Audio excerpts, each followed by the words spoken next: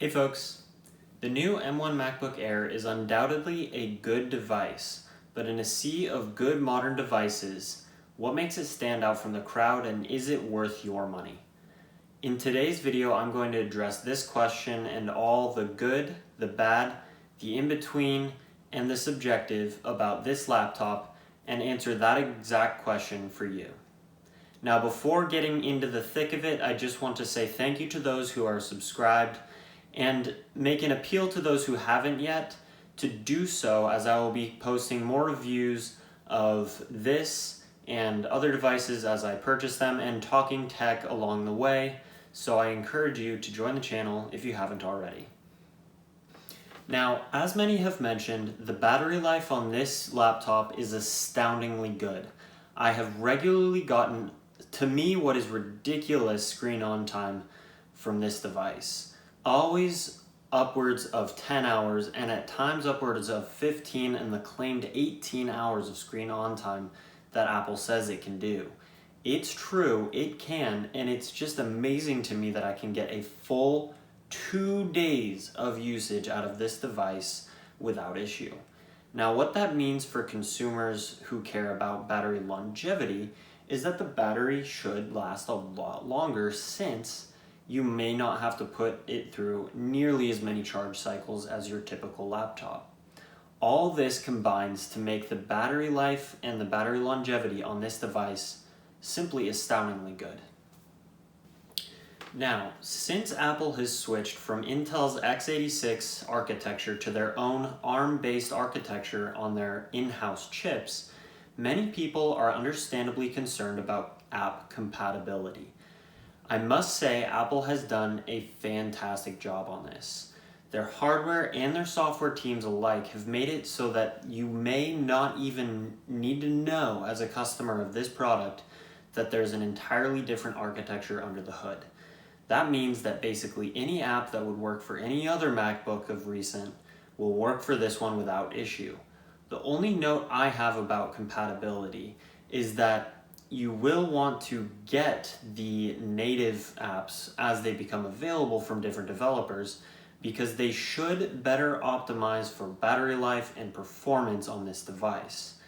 Even as a fringe user though, since I do software development, I have yet to encounter some workflow, task, or program that does not work on this device because of app compatibility. It's really been great. Now, concerning the speakers, they're very good on this laptop, which is to be expected from a MacBook. They're very loud, and at no level of volume does the sound become distorted in any way at all. The only speakers that I've heard that are better than this are on other MacBooks, and they far exceed the standards of any Windows laptop I have ever heard.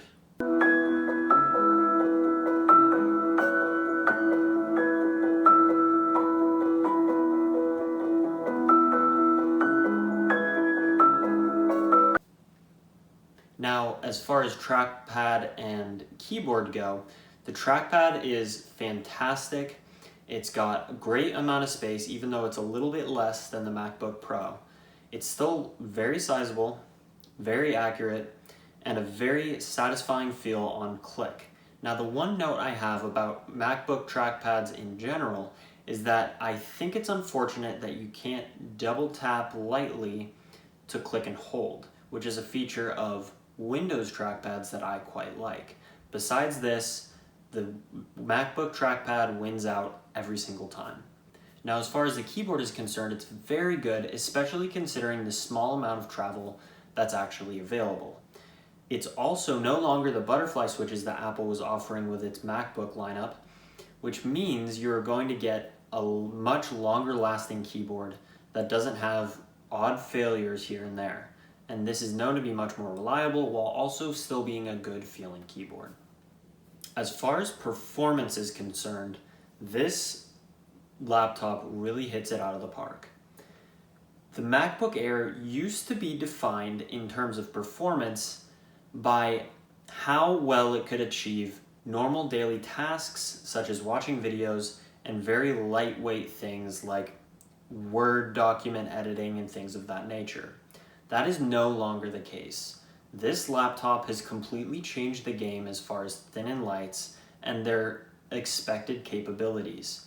It's absolutely able to tackle intensive daily tasks that video editors and software developers and people of that nature can actually expect a decent amount of performance from. This is a big deal, especially when you take into account that there is actually no fan inside this design. All of that comes together to make the performance on this device both surprising and really, really good. This is a good segue into talking about the design of this laptop, and something that I think is not spoken about enough in other looks into this laptop. The fact that this laptop does not have a fan is to me actually a really big deal.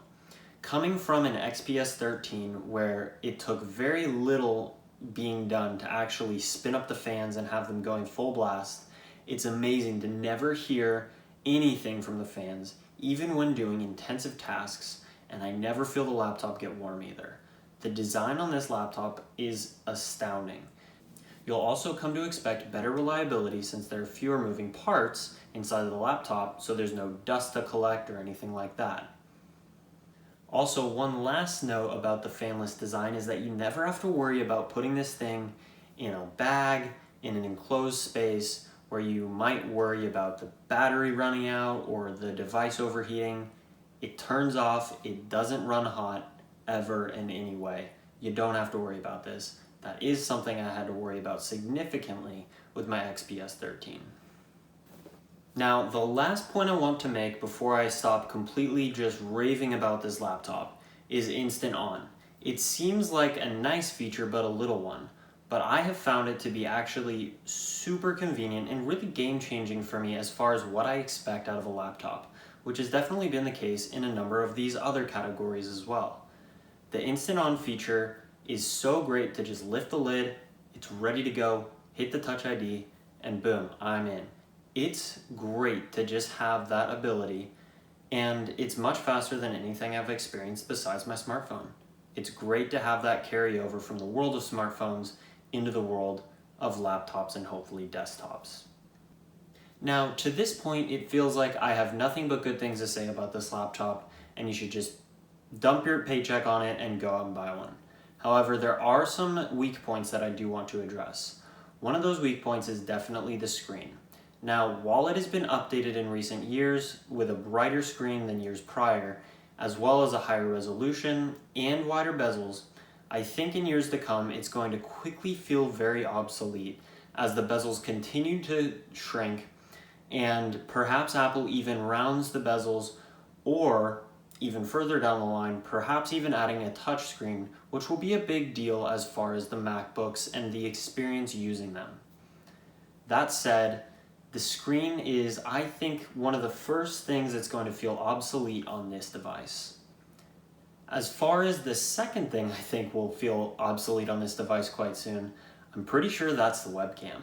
At 720p, it's not very high resolution, and although Apple does some great image cinema processing to make it look a lot better and to make the lighting great, it's still a weak point of this device.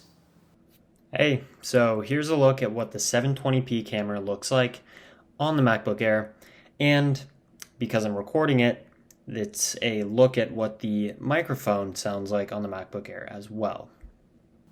Now, the last thing that I don't quite like about this device is I actually think the chipset is going to feel obsolete rather soon.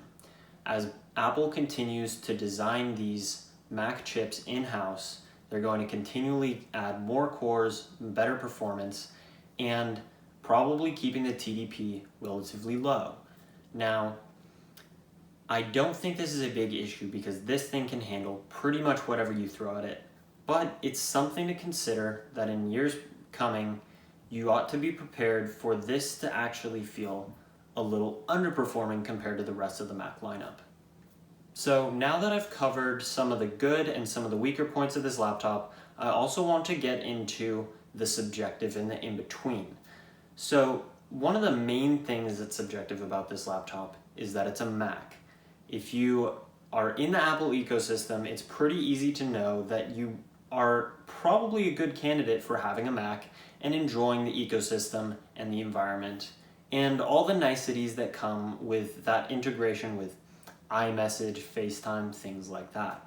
Now, if you're not already an Apple user for other devices, the question becomes a little more difficult, but if you like the clean design of macOS and you think it would go well with your workflows, then I would say it can still work for you, especially if you like the other elements of what this device offers. One other point on this device that I think is a little subjective and in between is actually the design. This design language from Apple has been around on their Mac lineup for quite a few years now, and I feel like they might change it up in the years to come. So it's something to consider. If you do like the design of this laptop, then spring for it. Don't worry about what's to come. And in general, with buying laptops, you have to have that kind of mindset anyways, since whatever you buy is going to be obsolete in a year or so, even if you buy the top of the line, best model, whatever it may be. So with all that said, that's been my look at the good, the bad, the subjective, and the in-between with the M1 MacBook Air. This is a really compelling device, especially considering the price, because you get that amazing Apple build quality, you get into the Apple ecosystem with the MacBook, and if those are things you're looking for, this is absolutely a great device that has a lot to offer. This has definitely changed the game as far as the thin and lights, and other companies are going to be struggling in years to come, especially Windows with the ARM bit, to actually compete on a dollar to performance, and not just CPU performance, but battery and otherwise, in order to make a similarly compelling device for Windows and whatever it may be. So that said, thanks for joining me for this video. Please leave a like if it was helpful to you. Leave any comments with any questions or things you might have to say about this device. And I really hope that I've earned your subscription to this channel. Go ahead and join my community. Again, I post a lot of videos about tech, and I want to continue having those conversations and looking at devices like this. So with that said, thanks again for joining, and see you in the next one.